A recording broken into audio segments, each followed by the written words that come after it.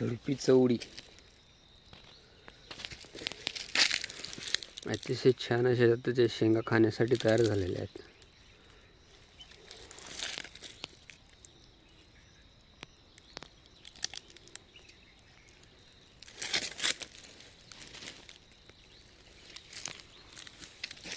अशा भरपूर प्रमाणात तिला गुच्छचे गुच्छ शेंगांचे लागतात.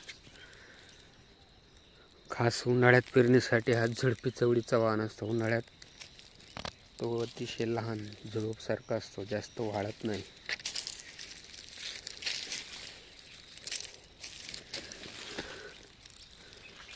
पावसाळ्यात मात्र वेल करते, त्यामुळे पावसाळ्यात याला पेरू नये. पावसाळ्यात याच्या अग्रभागाचे 3-3, 4-4 पानं तोडून त्याची भाजीसाठी यूज होतो.